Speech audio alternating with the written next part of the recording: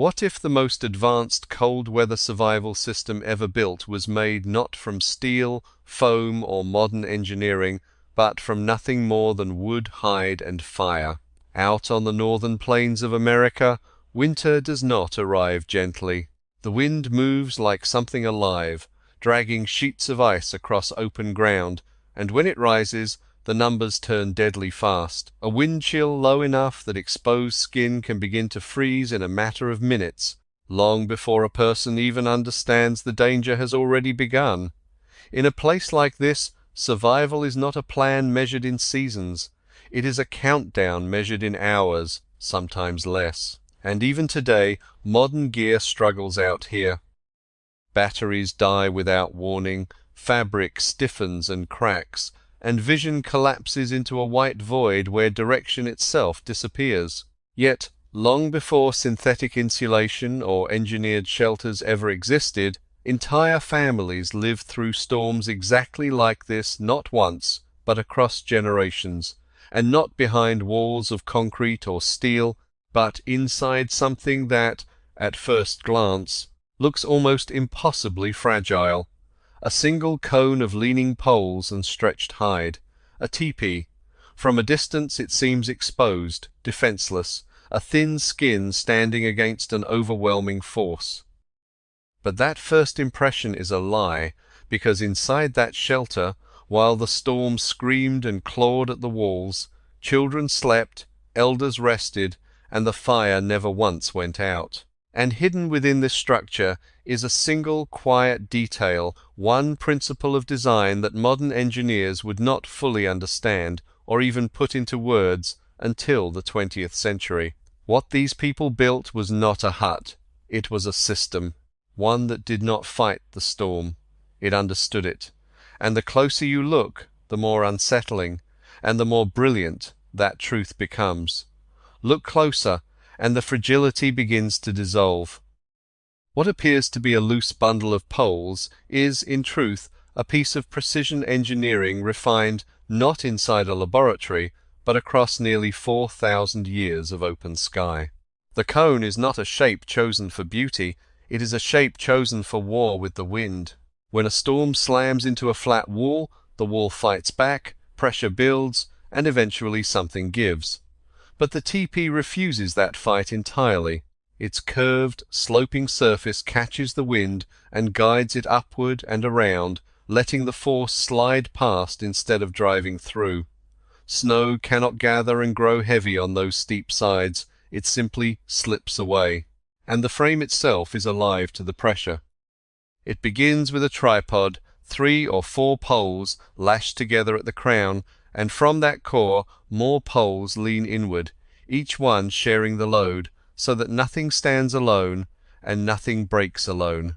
Here is the part most people miss. In a real storm, rigidity is death. A stiff structure resists until it shatters. The tipi does the opposite. As the wind grows, the frame does not brace against it, it tightens, drawing the poles closer, redistributing the strain until the whole shelter is stronger under pressure than it ever was in the calm. Even the lean of each pole is deliberate, tilted just slightly into the prevailing wind, turning a blow into balance. And none of this was the work of engineers with formulas. Out on the plains it was the women of the Lakota, the Cheyenne, the Blackfoot who owned these homes, who raised them and struck them. 2 of them could stand a full lodge in about 15 minutes, and an entire village could disappear from the land in roughly an hour, following the herds before the next storm ever arrived. Their survival was never built on permanence. It was built on the freedom to move. And in that lies a lesson the modern world keeps forgetting.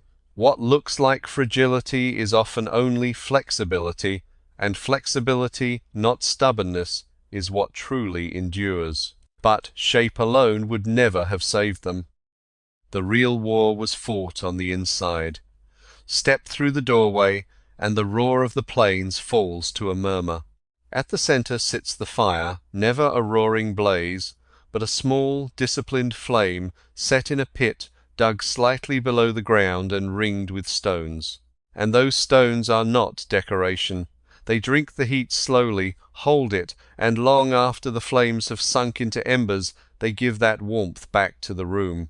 Above the fire, two flaps open to the sky like wings, and here is where the ordinary becomes something remarkable. Turned against the wind, these smoke flaps create a steady upward draught. Smoke is pulled up and out, while fresh, cold air is drawn in low along the ground. The entire shelter begins to breathe.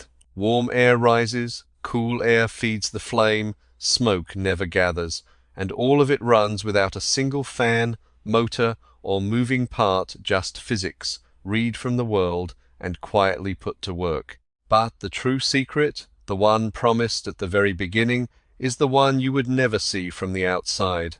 Hanging a few inches within the outer wall is a second skin, the liner, and between that liner and the hide cover lies a thin, silent layer of trapped air. That gap is everything. It slows the warmth trying to escape and stops the cold trying to push in, because still air that cannot move, is one of the finest insulators on earth. This is the very same principle behind the double-pane windows and cavity walls that modern engineering would not name or fully understand until the 20th century. Dead air, held in place, doing the work. These people had no equations for it. They had observation and generations of hard winters, and that was enough. And then comes the final reversal. The storm's own weapons are turned back against it.